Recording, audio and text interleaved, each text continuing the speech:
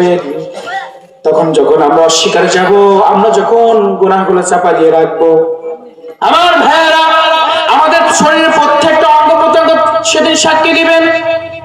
আমরা যদি না বলতে থাকি, আমরা তো অস্বীকার যে বললাম এটা করি না, এটা করি না, এটা করি না, এটা কাছেও যাই নাই, কিন্তু আমার আপনার শরীর সেদিন কি বলবে জানেন?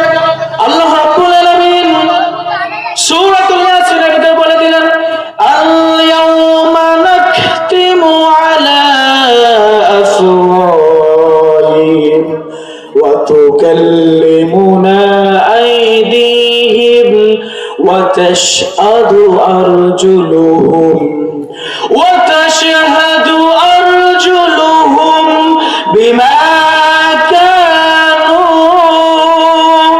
ইয়াকসিবুন।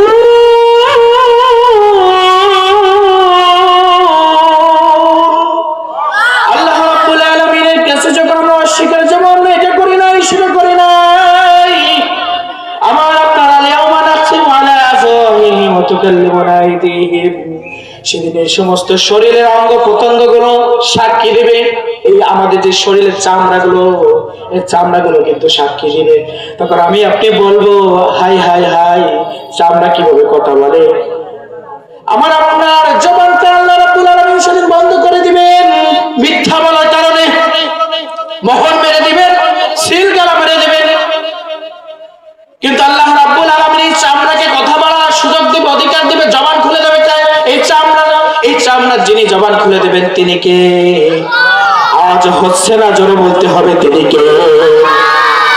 এই চামড়া কিয়ামতের দিন বলবে, গো আল্লাহ, এই ব্যক্তি এই করেছিল, এই ব্যক্তি কোরআনের মাহফিলে বাধা দিয়েছিল, এই ব্যক্তি ইসলামের পক্ষে থাকে নাই, সারা জীবন ইসলামের বিরোধিতা করে গিয়েছিল, সারা জীবন হুজুরদের বিরোধিতা করে গিয়েছিল, ইমামদের বিরোধিতা করে গিয়েছিল, সারা জীবন আপনি আল্লাহ এবং রাসূলের বিরোধিতা করে গিয়েছিল। যেখানে আপনি আল্লাহ এবং রাসূলের কথা হয়েছে, কোরআনের কথা হয়েছে, সেখানেই বাধা দিয়েছিল। এই চামড়া তখন সাক্ষী দিবে, এই লোকটা ভুল পথে হেঁটেছে, সঠিক পথে হাঁটে নাই, এই লোকটা সারা জীবন মানুষের ক্ষতি করে গিয়েছে, মানুষের হক নষ্ট করে গিয়েছে।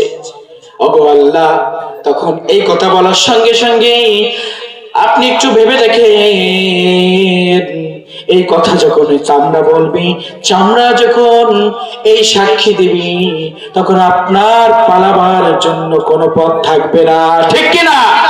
এখন তো পালাবার জন্য দাদার বাড়ি আছে, অমুকের বাড়ি আছে, তমুকের বাড়ি আছে, তখন পালাবার জন্য দিদির বাড়িও থাকবে না, কথা বলে না কেন? সন্তান তৈরি করে যেতে হবে, এমন সন্তান যে সন্তান পরকালের জন্য দুনিয়াতে এবং আখিরাতে দুটোই নাজাতের জরিয়া হয়ে যায়, ঠিক কি না? এমন সন্তান তৈরি করা যাবে না যে সন্তান আমি তৈরি করলাম, ওই সন্তানেরাই আমাকে ফাঁসির রায় দিয়ে দিল। এই কথা বলেন না কেন?